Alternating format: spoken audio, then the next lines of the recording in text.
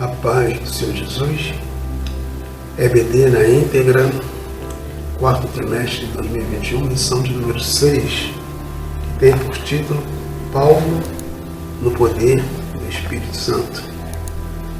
O texto áureo dessa lição encontra-se em Atos, capítulo 19, verso 6, e diz: impondo-lhes Paulo as mãos, veio sobre eles o Espírito Santo, e falavam línguas e profetizavam.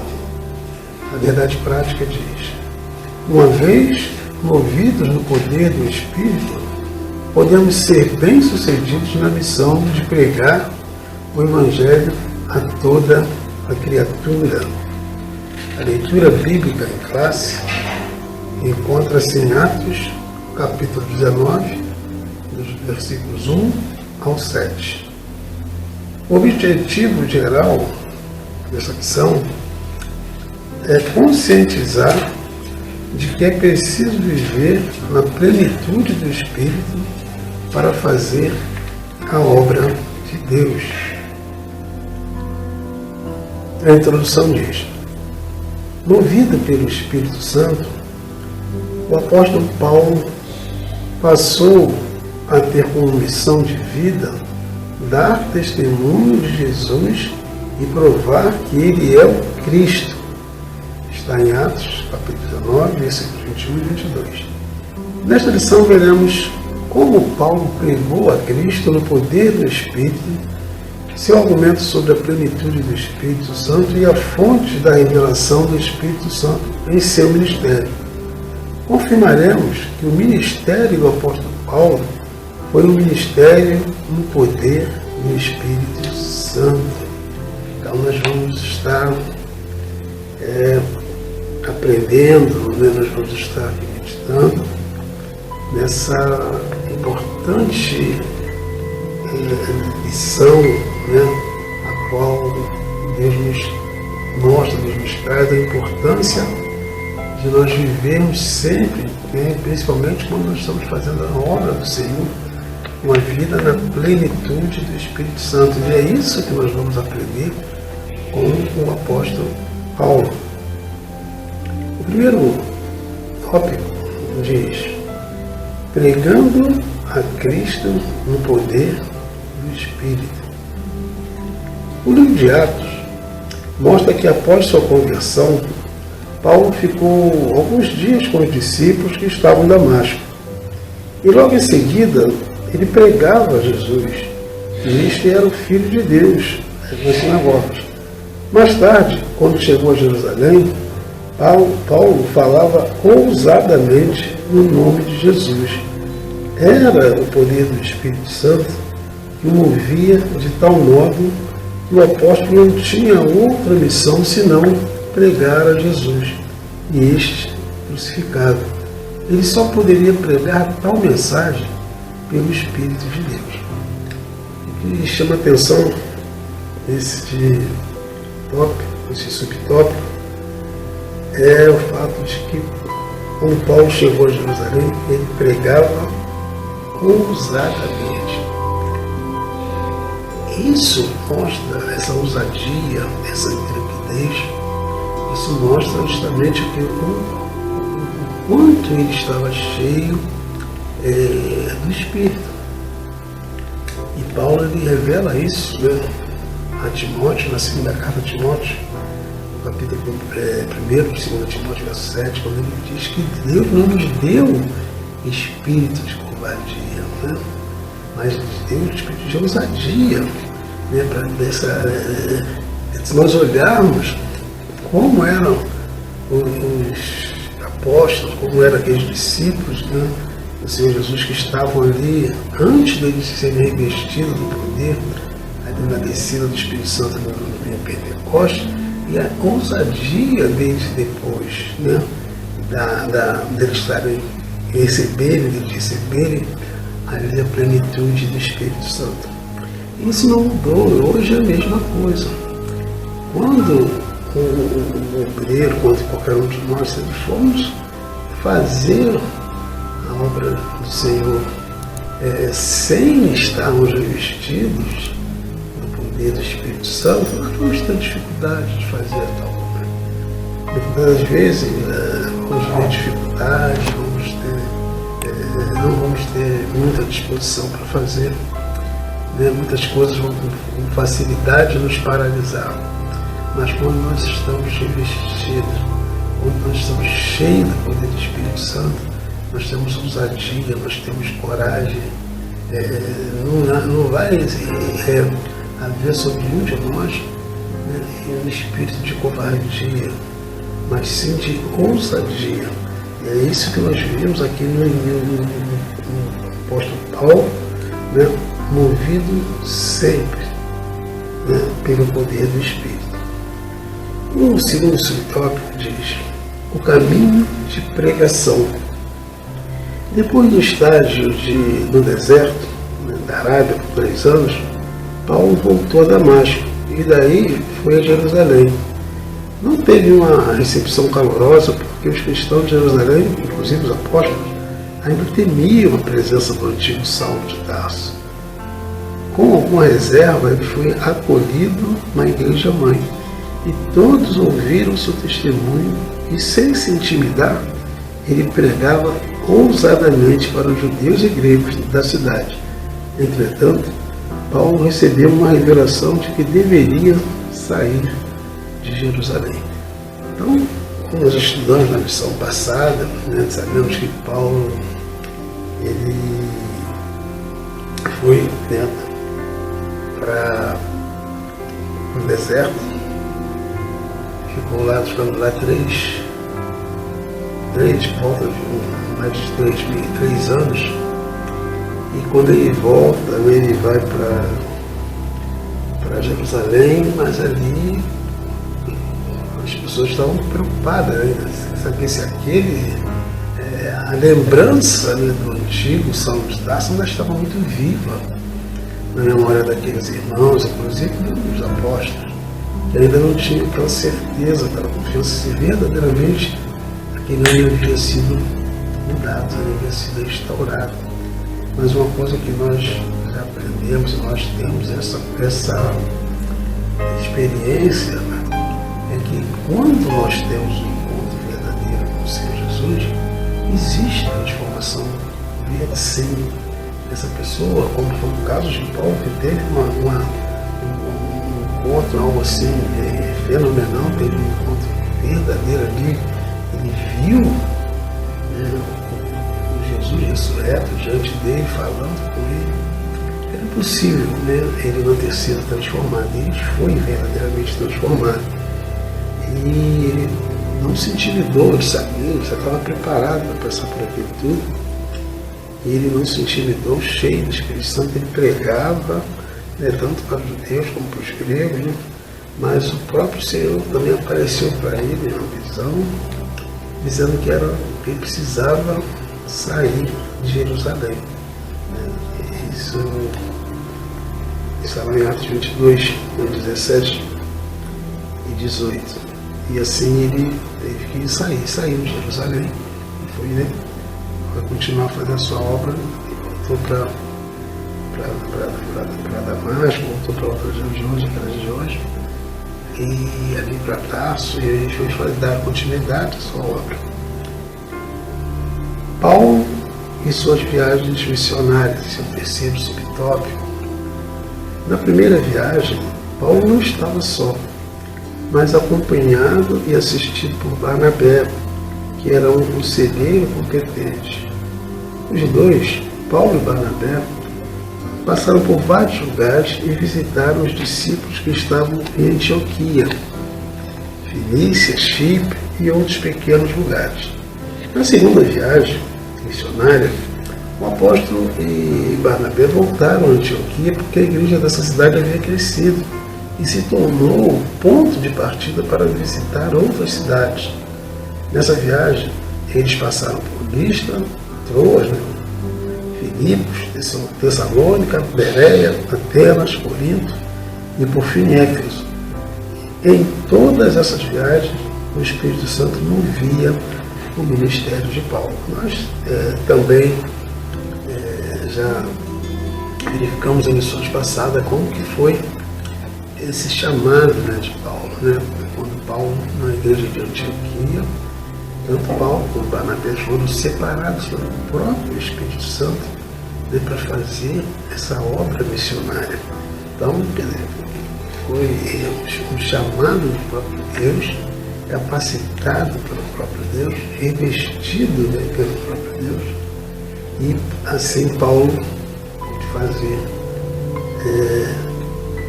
essa obra. Ele diz que em todas essas viagens o Espírito Santo movia o ministério de Paulo. Não tem coisa melhor do que quando a gente faz a obra de Deus, né, na direção do Espírito Santo de Deus. Quando Ele nos guia, quando Ele nos leva para que a gente faça a obra segundo a vontade dele, segundo, né, a direção dele, Ele vai nos encher, Ele vai nos mover segundo os seus propósitos. Né? Assim como foi com Paulo, foi com Barnabé, naquela viagem missionária, assim é conosco, nos dias de hoje, quando nós estamos fazendo a obra de Deus, movido pelo Espírito Santo de Deus.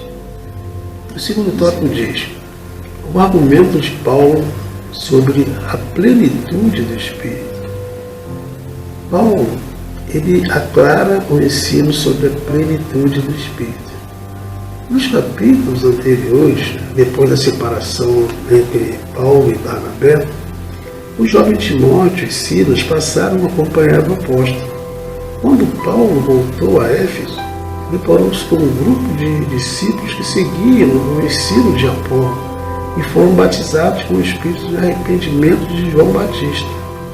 Esses discípulos ouviram falar de Jesus, mas não conheciam a doutrina do batismo do Espírito Santo. Eles haviam crido em Cristo, mas nada sabiam da experiência do Pentecostes. Paulo percebeu que, a despeito de terem crido no Cristo das Escrituras, eles não haviam recebido o poder do Espírito para se tornarem testemunha do Senhor. É uma coisa muito interessante, né? Que Paulo, né, depois que ele se separa de Barnabé, por causa do problema que eles tiveram por causa de Marcos, né, ele pega, no caso, os jovens, né, Timóteo, Silas, né, e esses passaram a acompanhá-los. E Paulo volta a Éfeso, né, acompanhado de Timóteo e de Silas, e ali eles se encontram um grupo, né, de novos convertidos, que eram discípulos que seguiam o ensino de Apolo, né, e que eles foram também batizados no batismo do arrependimento, que João Batista pregava lá no início. Jesus pregou também o batismo do arrependimento. Esses discípulos, eles ouviram falar de Jesus, mas eles não conheciam a doutrina do batismo do Espírito Santo. Aquilo que aconteceu no Pentecostes, nem todos ainda tinham conhecimento, porque não eram como nos dias de hoje, que nós temos tantos meios de comunicação. Naquela época as coisas não eram desse jeito, e muitas vezes as coisas custavam a chegar em determinados lugares, para se obter determinadas informações, e muitas vezes era um tempo. E aqueles irmãos ainda não haviam tido conhecimento daquilo que havia acontecido em Jerusalém, no dia de Pentecostes, né? Quando aqueles irmãos foram cheios do Espírito Santo, foram batizados no Espírito Santo, né? Com evidência, né? De línguas, falando línguas, profetizaram,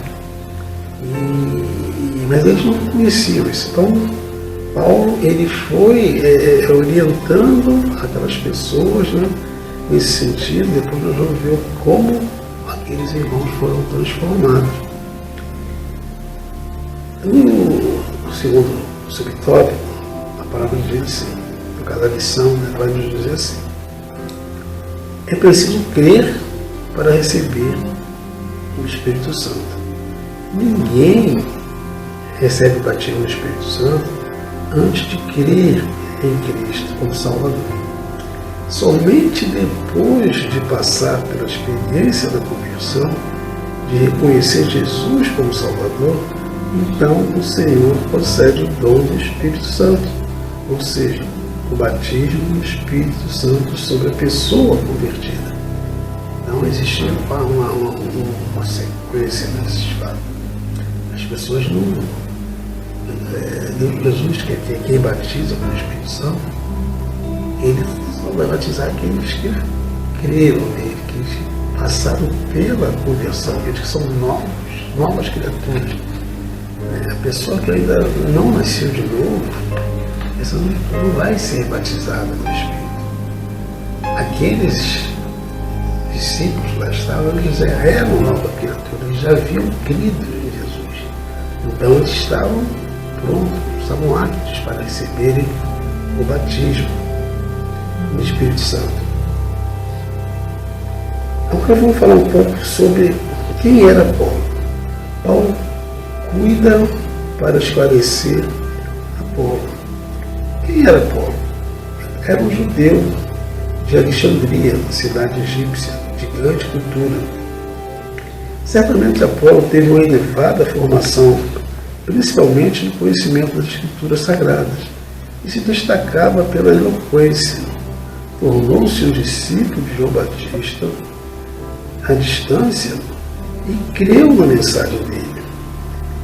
O Apolo tornou-se pregador de Cristo, mas não havia experimentado ainda o poder do Espírito Santo. Fez discípulos em Éfeso, os quais eram fiéis à sua mensagem. Quando Paulo enviou Áquila e Priscila para Éfeso, tinha por objetivo orientar Apolo acerca da vinda do Espírito Santo antes que o apóstolo Paulo chegasse a Éfeso. Apolo foi para Corinto. Então, antes que Paulo chegasse a Éfeso, Apolo havia ido para Corinto. Apolo era aquela pessoa muito capaz, Deus tinha dado talentos, ele era uma pessoa eloquente, pessoa que conhecia muito da Escritura, conheceu a mensagem de João Batista, ele não conviveu pessoalmente, ele creu, e mesmo à distância, eles não conviveram na mesma época, no mesmo local, mas ele creu na mensagem de João Batista, ele creu. E por ele ter crido, creu que ele fez discípulos, né? Ele foi batizado no batismo de João Batista, ele fez discípulos, né? Mas ele precisava ter esse conhecimento do que havia acontecido em Jerusalém, em relação à descida do Espírito Santo, que era uma das promessas de Jesus.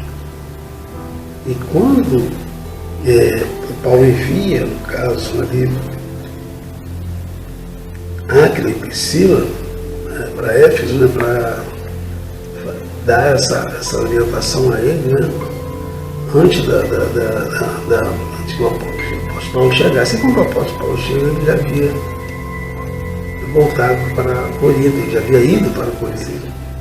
Terceiro tópico: a fonte do ensino de Paulo sobre o Espírito Santo aos Efésios.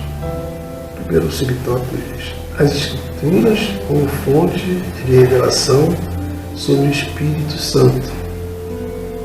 Visto que Paulo era um erudito nas Escrituras, a sua primeira fonte de conhecimento acerca da divindade era a revelação do cânon do Antigo Testamento. Sua compreensão sobre Deus era monoteísta, tanto quanto tantos os demais judeus. Eles não conheciam ainda, né, a doutrina da Trindade, né? Então, que era algo que ainda estava no Novo Testamento, no Antigo Testamento até trazia alguma informação de forma subjetiva. E eles, muitos ainda não havia no Antigo Testamento a manifestação plena do Espírito Santo. Ainda não havia, então o próprio Jesus era um mistério, a igreja era um mistério, Jesus era um mistério, filho. Jesus, apesar de ele ter sido profetizado, os profetas apontavam para ele, né, todas as profecias do Messias que havia de vir apontavam para Jesus, mas eles ainda tinham a visão correta de Deus, em um só único Deus, né? Essa visão monoteísta de um único Deus, mas eles ainda tinham o conhecimento da Trindade. A doutrina da Santíssima Trindade, mais especificamente a pessoa do Espírito Santo, estava presente no Antigo Testamento, mas de forma subjetiva. O segundo subtópico fala sobre o Pentecostes como fonte de revelação do Espírito Santo. O Espírito Santo vai ser revelado. A segunda fonte reveladora do Espírito Santo era a experiência vivida pelos apóstolos no dia de Pentecostes. Em seguida, a sua própria experiência quando foi cheio do Espírito Santo depois da conversão. Se o Antigo Testamento mostrava o Espírito Santo de forma subjetiva, o Novo Testamento, em especial o Pentecostes, revela a atuação do Espírito Santo de maneira objetiva e clara.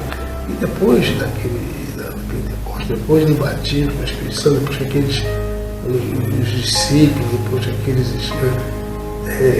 cristãos eles foram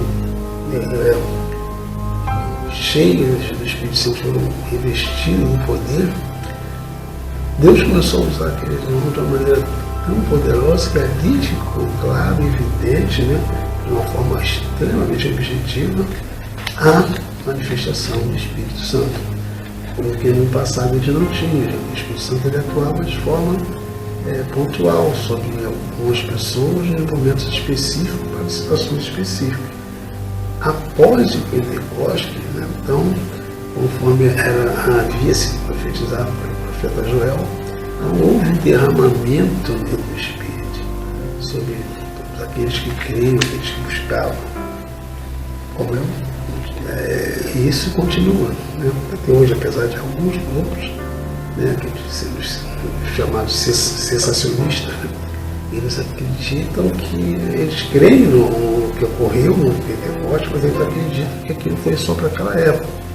Mas nós observamos e vemos e convivemos com isso, sabemos que não só para aquela época, mas para a nossa época, também para a nossa geração também. Se você ainda não foi batizado, busque, quando foi batizado com o Espírito Santo de Deus, ora a Deus, consagre, busque, e Deus vai te batizar com o Espírito Santo também. O Senhor Jesus ele vai te batizar. Terceiro e último subtópico diz: Paulo ensina acerca do Espírito Santo aos Efésios. Ao ensinar sobre o Espírito Santo aos Efésios, Paulo não desfez a mensagem de João Batista nem de Apolo. Pelo contrário, o apóstolo fortaleceu a mensagem de João Batista, né, e revelou o Cristo profetizado por João exatamente como que havia de vir. Então, o anúncio de João Batista do Cristo que havia de vir, aquela mensagem que João Batista pregava lá no início, antes, né, no ministério, iniciar o ministério mesmo de Jesus, assim que no início também, sempre que se inicia o ministério de Jesus, né, e a mensagem do reino, né, que o apóstolo João Batista pregava, né, o batismo, o arrependimento, aquela mensagem do arrependei-vos, né, que é chegar no reino de Deus. Essa era a mensagem de João Batista, foi essa mensagem que o Apolo creu, e Paulo, ele não desfez essa mensagem, pelo contrário, né? Ele revelou, no caso, ele fortaleceu, né, aquela mensagem que era trazida por João Batista e por Apolo. A seguir, Paulo anuncia sobre o Espírito Santo aos Efésios, aos quais recebe a mensagem que havia sido consumada no dia de Pentecostes. Então, ora por eles, impõe as mãos sobre suas cabeças, e o Espírito Santo é derramado como chuva abundante sobre todos. E começaram a falar em línguas e a profetizar. Iniciou-se um grande avivamento na igreja de Éfeso. Essa experiência levou os discípulos efésios a anunciarem Jesus como Salvador e fez a igreja crescer. Nesse tempo, sinais e prodígios foram marcas externas da presença e do poder do Espírito Santo na vida da igreja. Então, aqueles irmãos, eles não conheciam a doutrina do batismo do Espírito Santo, eles não tinham conhecimento do que havia ocorrido, no Pentecostes, lá em Jerusalém, mas eles criam em Cristo Jesus. Então, eles, que nós já vimos anteriormente, que é uma das condições fundamentais para que a pessoa possa ser batizada no Espírito Santo de Deus. Ela precisa primeiramente crer em Jesus, ela precisa ser uma nova criatura. E todos aqueles que se convertem a Jesus e buscam o batismo no Espírito Santo de Deus, recebem. E é daqueles, quando eles tiveram conhecimento do que havia ocorrido, e o apóstolo Paulo ora por eles, pondo nas mãos, eles foram cheios, vamos dizer que o Espírito Santo veio como chuva, como água, ou seja, eles foram revestidos de uma forma abundante, de forma plena do Espírito Santo, se profetizaram, falaram em línguas, E ali iniciou-se um grande avivamento naquela igreja. É o que ocorre hoje quando se nós buscarmos, se a igreja toda tiver esse desejo, essa coisa de buscar verdadeiramente ali o revestimento do Espírito Santo, o avivamento vai vir. Mas esse avivamento é aquele avivamento de ir atrás das almas, o amor pelas almas perdidas, uma comunhão verdadeira entre os irmãos, um desejo de fazer a obra, como Jesus ele fala, lá em Atos capítulo 1, verso 8, ele fala daquilo que permaneceria, aquilo que eles fossem revestidos, seriam testemunhas de Jesus. Eles sairiam para que eles pregassem, fossem testemunhar de Jesus, não só em Jerusalém, mas na Judéia, em Samaria, até nos confins da terra ali. Era aquele vídeo, o Jesus ele já determinando um trabalho missionário, mas para isso era necessário que eles fossem primeiramente revestidos do Espírito Santo de Deus. Quando eles são revestidos pelo Espírito Santo de Deus, ali começa verdadeiramente a obra missionária da igreja. E ali começa verdadeiramente a obra da igreja. A igreja cheia do Espírito Santo, a igreja, aqueles irmãos com ousadia, com intrepidez, aqueles irmãos que o Espírito Santo se manifestando de forma poderosa, havendo curas, milagres, transformação de vidas. As igrejas cresciam de uma forma maravilhosa. Por quê? Por causa da presença massiva do Espírito Santo de Deus. Então nós precisamos hoje buscar esse avivamento, precisamos, principalmente nesses tempos tão difíceis como nós estamos nos tempos finais, e nós estamos enfrentando uma frieza muito grande dentro das igrejas. É necessário que haja uma busca por um avivamento. Sabemos que é difícil, as escrituras elas vão se cumprir, sabemos que a dificuldade do tempo presente, mas nós temos que sim que buscar viver, fazer a obra de Deus na plenitude do Espírito Santo. Tudo que fizermos para Deus, nós temos que fazer guiado, direcionado pelo Espírito Santo de Deus. Amém? A conclusão dessa lição diz: no poder do Espírito, o apóstolo Paulo, além de realizar curas e milagres em nome de Jesus, levou a igreja em Éfeso a espalhar o Evangelho de Cristo. À luz desse exemplo, precisamos respeitar a simplicidade da fé cristã, buscando os sinais que demonstram o poder do Espírito Santo hoje. Então é o que eu acabei de falar. É tempo, sempre vai ser tempo, de nós, como igreja, buscarmos em todo momento o revestimento do poder do Espírito Santo de Deus. E pedir a direção de Deus em todos os momentos, em tudo aquilo que formos fazer na obra do Senhor. Ser movido pelo Espírito Santo, ser cheio do Espírito Santo. E assim nós teremos muitas mais condições de alcançar aqueles que, nesse finalzinho da igreja na terra, ainda não foram alcançados, ainda estão perdidos ali. Mas que eu e você, nós como igreja, precisamos sim nos investir no poder do Espírito Santo de Deus, para que possamos assim fazer a obra do Senhor com excelência. Que Deus abençoe e até a próxima lição.